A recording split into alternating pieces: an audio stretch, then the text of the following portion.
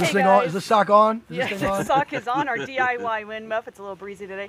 It's LetYrLiteShine. I got the Steve-O. Yeah. We've got Nick from This Is the Way Las Vegas and his puppy Tank. This is Tank. And this is Henderson Hangouts Interview Edition. Thank you very much. Thanks for having me, guys. Hey, you're welcome. Thank you for showing up. Cool. We appreciate that. I like your setup out here, the lights and the grass and the pavers. It's nice. Thank you. Yeah. We really like it out here. So it's so nice out here, we had to do something with it. So Henderson Hangouts. There we go. All right. So Steve-O has questions for you. I have a few questions. You don't have any questions? If you don't answer some of the ones in my head, then I'll ask them. Okay. Or if you, yeah, you know what I'm talking about. Go ahead. Okay, well, I thought we'd start off with something kind of fun. What's your most embarrassing moment from last night? Oh, Most I was gonna say every day? No, in general. Last night I was thinking, I woke up and I was thinking like, okay, wait a minute. I remember taking my shirt off in the Cosmo. So do we. Yeah, that was fun. And I made the video. It still looked, it came off pretty good. It was funny. Yeah. And then you took your shirt off in the room. And... Yes, that's right. You did the belly dance. Maybe that was it. Maybe it was the last night. Yeah, towards the end of that live stream, it was like a private dance. I'm like, oh, this just got awkward. I'm like, You know, I don't get embarrassed too easily, so I guess I would say so you don't have that one. I don't have like a major one that stands out in my life. Okay. You know, all right. I like to be the butt of a joke. I'm not afraid to be the butt of the joke and have people laugh at me. I've always tried to be the clown and the. Oh, well, that's cool. Well, nothing wrong with the that. center of entertainment. Okay. Well, I want to make sure we're good hosts. Would you like to try our fruitcake? Sure. Oh my God! I didn't expect you to say yes. We didn't bring it out with us. Okay. We'll do that after. All right. Well, we'll have to bring it out real quick before the interview's over, so you can actually try. Is this a California fruitcake? No, it's just fresh from the old grocery store, but it's good till May. It's got to expect. We got it at Thanksgiving, and it's still good, huh? And it has an expiration date of May. So let's give it a while. Let's give it a whirl. I didn't think you'd say if yes. it's that right, maybe it'll get us a buzz or something like that. You know what I mean? Maybe it's fermented. Mystery meat there. All right. Okay. So I don't want to. Okay. So your flash pour. Yeah. Yeah. So. Can you condense that because it's an awesome story, but I didn't want to make it our video too. Well, just that what it is, it's a pour spout that I designed that goes on liquor bottles. Okay. That's a way of measuring how much liquid you pour. Right. And what it is it flashes at the perfect bartender's count, where every flash indicates a quarter ounce, and you count the flashes to get a perfect pour every time. It's an idea that me and my friend Marco LaPiccolo came up with probably 15 years ago, but we started working on it to turn it into reality about 5 years ago.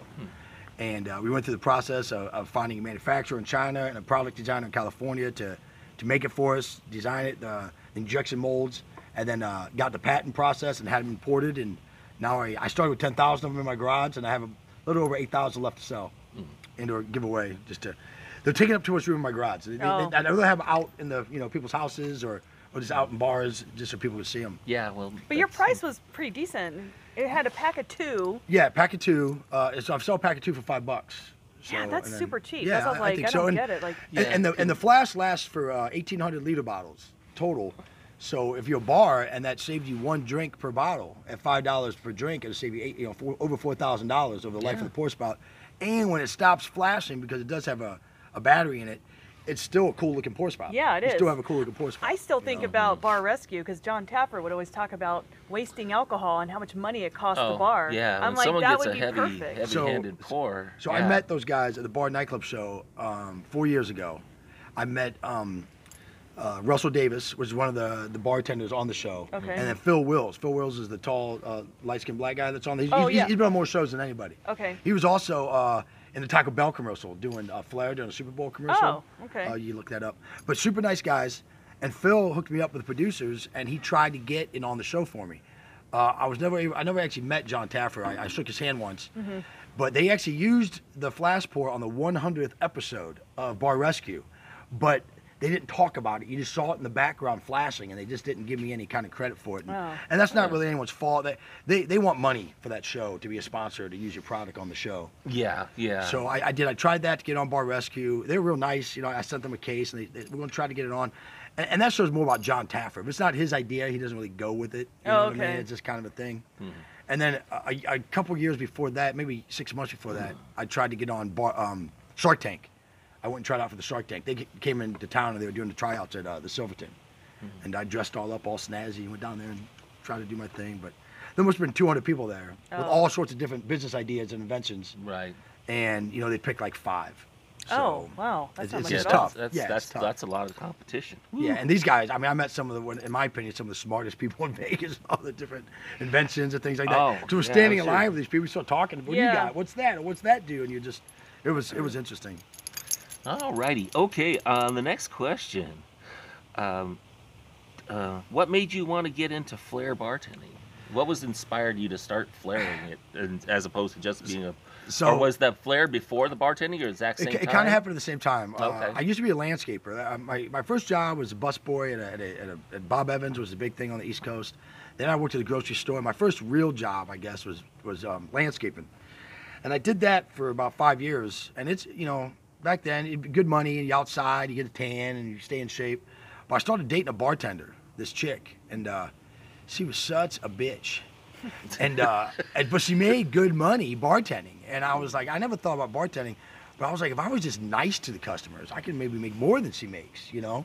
So I heard this 1-800 bartend on the radio back in Ohio, and I went and I signed up for the class. I started doing it, and that's when I learned that flair was like a real thing. Like, you always see Tom Cruise, and you're like, you know, Top Tails, you're like, oh, that'd be cool to do that, when you realize that it's actually like an organized thing, there's competitions and bars, and it was also a good way to get hired over. There's a lot of competition in the bar industry in local places in Ohio where they want to hire good-looking girls, you know, not men so much. So doing the flair, to me, was kind of like my opportunity to show something else that I could do. And right away, with bartending and flair, I just got into it and started doing competitions all over the country. You know, Orlando, New York City, Chicago, Canada. And then I came out here to Vegas in 2006. No, 2006, summer 2006. And I competed in a competition called Nations. And I ended up taking 3rd place in that competition, and I got offered a job from the Rio. Oh, okay. And and I moved out here like 3 months later. Yeah, cause so I was wondering, you answered a question. That's cool. I was going to ask you what brought you to Vegas. Yeah, I moved out in 2006. So it was a job at the Rio. Yeah, when I first time I ever came out here, I came out here for the Super Bowl in 2003. It was the Patriots and the Panthers Super Bowl, and I fell in love with Vegas that weekend. And I was still a landscaper at the time. And but once I got into bartending, I realized I could. I didn't want to come to Vegas to be a landscaper. I just thought that'd be really tough with the weather and the heat and everything. And either real cold or real hot. Yeah, and so I moved here in 2006. Worked at the Rio on the extra board, and you know, with the union we mentioned yesterday, you can't exactly move to Vegas and be a bartender right away. You have to be a bar back for so long and take a class. But since I did flair, and Rio was at that time we were looking for flair bartenders, I got hired at the time under a flair contract, where I had a year. I could start as a bartender, but within a year I had to get my level 3 flair certification, and I had to take the bartending class from the union within a year. And it took me 4 tries to get my level 3, but I ended up getting it, and I took the class, and so I was able to stay a bartender. And a couple years later, I opened Aria, and then I got elected to the executive board of the Bartenders Union. So now I'm actually on the executive board of the Las Vegas 165 Bartenders Union, which is kind of funny. Because when I moved here in 2006, I remember going to the union and they told me to beat it. They were like, no, you got to start as a bar back. You can't do this. You can't do that. And I went back to Reno. I'm like, they told me I can't get a job here. And they're like, no, you got to tell me to do flair. So I went back and give them the flair thing. Oh, yeah, okay. Oh, we're wrong. You can do this. And then 3 years later, I'm on the actual executive board of the Bartenders Union. So, cool. Yeah. Very, very good. Can you play any musical instruments? Not well. I can play the guitar a little bit. Oh yeah, you had that guitar. Yeah, I got that thing, the Chord Buddy. Right, that's what it is. And I bought a harmonica not too long ago, and I was trying to do both, like some Neil Young, but that's a lot harder than Neil Young makes it look. Yeah, sure, he made it look easy. Yeah, he's pretty good. Yeah, just the harmonica alone is tough. Yeah, so you see kids playing, like, oh, this should be easy, but no, it's no, that's a lot. A lot goes into that. Okay, ask that. So, do you have any specific? We're trying to help you out with your YouTube channel, among other things we're doing here today. Yeah, I appreciate that. So, let's talk about your channel. How many subscribers do you have? Well, yesterday I had 313, and then after doing the live stream and all that stuff with you guys, I'm up to 315. Oh, okay. Oh, I was going to say, I gained two. I gained 2. Oh, cool. I had a dream that I had more, and I woke up. I don't know, but so I gained 2. One was this gambling granny. Granny? Okay, yeah, that's so Vegas Best Ideas through them. Oh, okay. And we talked a little bit on the comments. Cool. But you know, when I first started doing the YouTube, it's like, okay, if I just go into Yeah, please keep going. I was a fan of YouTube. Like back in 2008 when I first like discovered. It's almost when it kind of started. Used to watch this guy named John LaJoy. He just had funny videos and things like that. And then I got into just doing photography, and I would do like trips with Melissa. We would take a bunch of pictures, and then what do you do with the pictures? You know, no one prints them out anymore. So I would just make slideshow videos just to have it, and then just to put it somewhere, I'd put it on YouTube, so that, you know, my mom could see it or anyone else could see it. And that just kind of evolved into taking, instead of doing slideshows, actually, you know, short videos of what we were doing, and just learning how to edit. And then I started seeing like my buddy Billy actually making vlogs, and I just thought that was neat. So instead of doing travel videos, I would do travel vlogs with my wife, which is kind of the same thing. So Melissa is your wife, so Yes, everybody knows. yeah, my wife Okay. Melissa. She's in a lot of my videos. That's your side piece. Yeah, she doesn't like to be the center of attention in the videos, but she's in there, and she'll hold a camera for me once in a while, or Try to tell me throw a if I'm in snowball frame. at your face. Yeah, try to assist me with the snowball. There you go. And that's for Alright. that video today. I can't believe that was a year ago today when we were in Albuquerque. And we were at Santa Fe in that particular time in that video. And, yeah, that was funny. So do you zone in on a particular topic? What topic is your favorite thing to vlog? Or or do you really care? No, I'm really kind of all over the place, and I think that's Yeah, probably so why are I we. don't have a lot of subscribers. 'Cause I'm not like super, you know, focused Yeah, I know on you one can part. focus on, you know, Disneyland or just the casinos and things like that. No, but And a lot of but- people do that. Like I watch it probably helps how to their build your channel. subscriber. You know, Yeah. you see Yeah. that. And they say, look at the video that you got the most subscriptions of, and then just keep doing those videos. You know, and if I did something like that, like it'd be all about the Raiders. I get a lot of views off my Raider videos, but I would get bored just doing the same type of videos over and over again. So that's why I like to. We're very much the same. Yeah, when I travel, I like to do travel video. You know, but also like just this stuff is fun to do, or maybe I'll just do a video just about tank, or just about my turtle, or maybe cooking, or just. So how many kinda all pets over the do you place. have? Actually, I have 3 dogs, 2 cats, a guinea pig, and a desert tortoise that lives in the backyard. Yeah, so I have 7. 7. Almost 7 double total. us. Yeah, I Yeah, see them all 7 piled total. up on Melissa. See, I sit up, like I sit in a chair like this, so no one can sit with me, and she sits on the couch, so they all get on They her. all pile up. They all get on her. Okay, so how long you been married to Alyssa? It'll be 9 years in June. Congratulations. Yeah. Been together. It's kind of debatable. We always kind of argue how long we've been together. I think 11 years. So you Okay. traveled all over the United States. When did you like move out of your folks' house? Did you just like were you on your own? Yeah, Pretty early, I was paying rent when I was 16, 17 years old. I got out of there pretty quick when I was about 18. I lived there when I was still in high school, and because I turned 18 in October, so when I graduated that summer, I moved out, and then moved to Akron, and I lived all around Akron, and then when I got into Flair, was that I was just gonna say. So you're from Ohio? Ohio? Yeah, originally? from Akron, Okay. Ohio. Yeah, I moved all around Ohio, and then I moved up to Sandusky, Ohio area when I opened up an indoor water park called Kalahari. And then my grandma passed away. I lived with my grandfather for about a year and a half before I moved to Vegas. He has a little trailer, had a little trailer. The trailer's still there. My sister has it up on Catawba Island, which is near Put Bay. You guys ever heard of Put Bay or Cedar Point?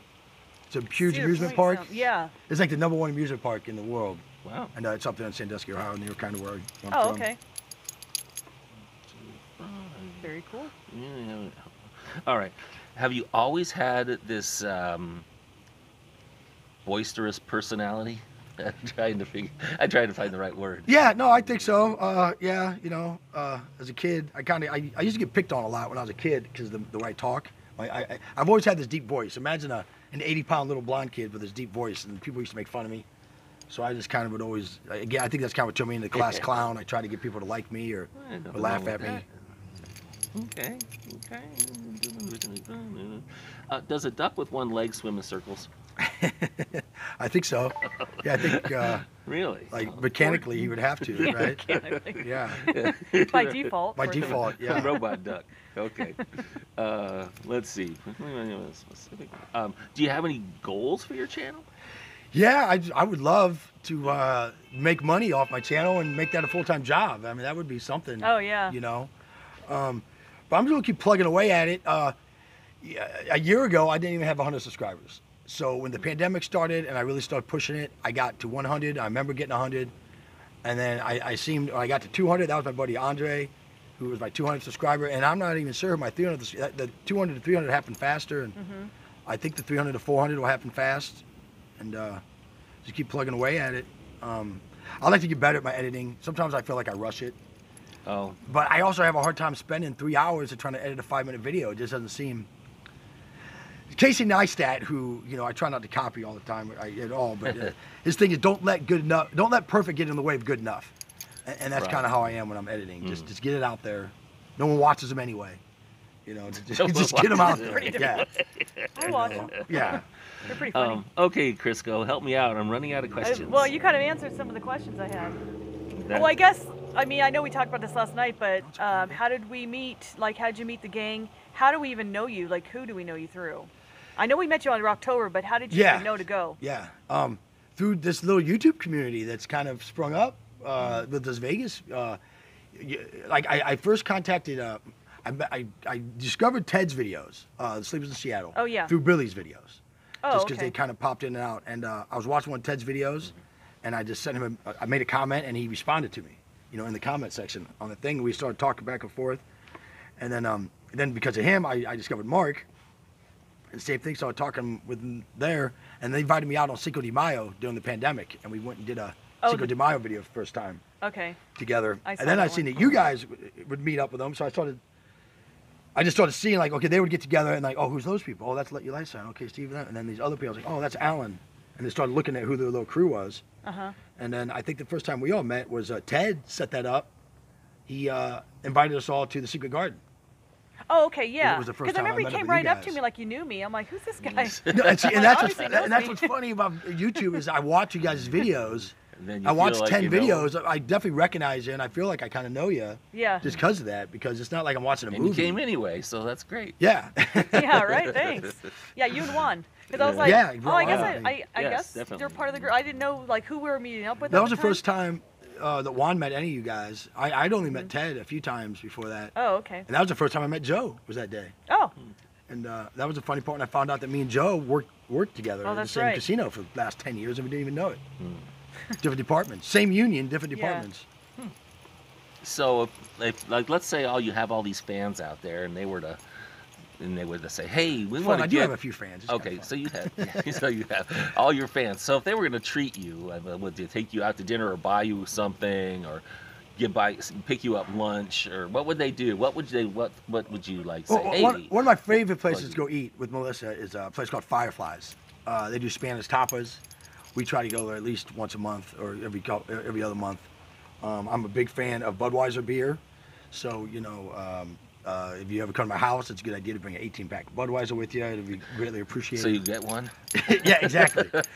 But yeah, and I'm also like I'm into the Mandalorian and Baby Yoda. That's why the new name of my channel. This is the way, Las Vegas. So I don't have any kids. So I'm kind of a big kid, so I get a kick out of like toys and stupid stuff like that. No, nothing wrong with that at all. That's really cool. Keeping young at heart is the key to staying around. Okay, well I think I'm stumped here. Unless you're going to help me well, out. we're good. I mean, we've done pretty well on the we're interview at- time frame. We're right Yeah, in cool. the Right, zone the of 20-minute spot. where Yeah. we were shooting for. So let me ask you Okay. guys then. How did you guys get into YouTube? What made you start doing the YouTube? Yeah, No, I that was was- talking about it at the That live was stream. Chrissy. It I'd was- never even heard of you. Yeah, it was just that somebody had posted something about an abandoned theme park at Big Bear. Remember you yeah, pulling yeah, up that, yeah. I know that. Okay, I overheard. Yeah. that song? And it was Santa's Village, and I'm like, this is interesting. And I saw that he was doing videos on all these abandoned places and film locations, and I'm like, that's kind of cool. That would be fun to do. Like, let's check it out. I think I did the same thing you did. I was really, the Monte Carlo, it's an old ship that was abandoned in San Diego by the isn't it Corona del Mar? It's El Coronado Hotel. Yeah, the Hotel Del It was an Coronado. old gambling ship back in the day. International On the waters. Coronado Island. Yeah. Yeah, it's scary bridge you have to take. Yeah. Anyway, there was a ship that used to be for, I think, gambling and prostitution. Like Clark Gable would go there, like all That's these, cool. like back in the day. And that ship, during a El Nino, the chains broke and the anchor or whatever, and it ended up drifting to the shore and crashed, or whatever you call it. Yeah, Just beached kinda onto the- got onto the- beached, and they just left it there because there was nothing they could do about it. So slowly the erosion of the beach with the ship just went down underground. And one storm, El Nino storm, ended up showing this ship again. And it kind of creeped me out. It's like, oh my God, let's go and Well, check that's pretty this cool. out. So it was like buried, and then it Yeah. exposed. Yeah, And it then, was then exposed again. you could kind of Yeah. walk on the top of the ship. 'Cause Yeah. it came up out of the Oh, that's dirt. cool. about But this all I much. did was take Yeah. 2 little short, maybe just 1 short video and the rest pictures. I'm like, oh, if I could only have redone that one. Because that was like my first thing. I was just doing pictures. Yeah. And I just had an interest in this, wow, it's abandoned and it's once in a lifetime. I mean, I don't know how often it's going to come back up again from the storms. So, and then little by little, I just started doing more videos and then when we moved here, it was just things changed. So, of course, Stephen Campbell wanted me to just focus on relocating out here. That's it. And like that niche or whatever that we Yeah. were talking about. But I still like to do everything because I find it fun. So I kind of do that. Have a whole relocating Henderson playlist, but then I have all the stuff we did last night. Yeah, it's all which mixed is in together. random. So A lot of people that are fun. looking for relocating to Henderson kind of have to. But then if you just go to my playlist, you can see Yeah, drive you- tours. So you'll- you can just it's see always all flavor. the There's drive no tours. clickbait I with think you us, guys get a lot of views too off when you guys go play the slot machines a little bit and just gamble. 'Cause people want to know what goes on in town. Yeah, right? all the locals, local the local casinos, stuff, people yeah. want to see that stuff. I get a little nervous filming it, but yeah, they just want to see what. I was laughing at Dottie's. You're like, yeah, you just get a couple Werthers and you put it on your doily. You're like, Again, it's got a niche though. People it go does. there, man. It's People for go those there. who don't want to, like, it's more for the grandmas who want to gamble, you know? Because there's Yeah. some shady casinos out there. I'm like, Oh, yeah. I don't want to come back here. I'm There's a scared. couple we will not set foot in ever again. But Yeah. like those Bourbon Streets and the Dottie's, I think it's all the same company, and they got like these different designs. And have you ever been to Bourbon Street? No, I mean, didn't even hear about that one. They got it's obviously it's like New Orleans themed. No, Sounds I've And seen they got cool. one. gumbo There's, and there's one. I've seen one off Flamingo, I think. They Well, got maybe video that's why games. we haven't Propaganda. traveled that. I like try to stay in the Henderson Yeah. area, but still, I like to try that one too. Like it's you Yeah, know, there's if a I lot of can- them. There's a lot of them we do it. still need to try. And I know a lot of them are little chains too. Yeah, So it's kind of cool. that is cool. Yeah. So anyway, we sure enjoyed having you out here for our second Henderson Hangout Oh, cool. interview edition. Yeah. We You sure know, appreciate that. Gross. Yeah. And thank you, Nick. Good luck with your channel. I Thanks, hope everybody Yeah. help him out. If you can subscribe or check him out and see if you like his stuff, subscribe. Hopefully we'll and- collab more. Yeah, even if you give me a thumbs down, just whatever. Just Yeah, something. yeah, Give them something. something. Attention's man. attention. All negative, that's fine. No, just kidding. No, that'd be great if you could Yeah, help him appreciate out that. and subscribe and stuff. And Yep. and you'll see him in a video of ours, I'm sure, coming up. Thanks, Yeah, guys. hopefully that's what I'm saying. I like to collab again. Yeah, totally. Yeah. Do it. No, just try to make it like try to think of like at least Well, once we a do month. stuff Yeah. on our own, man. but we definitely Yeah. enjoy the collabs too. So Yeah, no, it's definitely so fun. thank you so much, and your turn. Play us out, baby. Yeah, baby. Thank you guys for watching. Don't forget to like, share, and subscribe. And until then, we'll see you again. Bye. All right, bye. Bye. Wave, Tank, wave. Reality. All right, guys. We didn't forget. He wanted to try to forget. But yeah, Yeah. we're going to pass on the old Yeah, fruitcake. we're past the fruitcake. Probably Yeah. a smart We'll idea. catch it next time, maybe. Yeah, Yeah, it's all moldy at this point. You're like still trying to hang. And you got to get here by May. You have to have an I was- interview by May if trying you to be want to pol- try a trying to be slice. polite, you know. So, Yeah. so Alan, if you want that interview, get down here before Yeah, May. hurry up, Alan. All right, bye, you guys. Bye.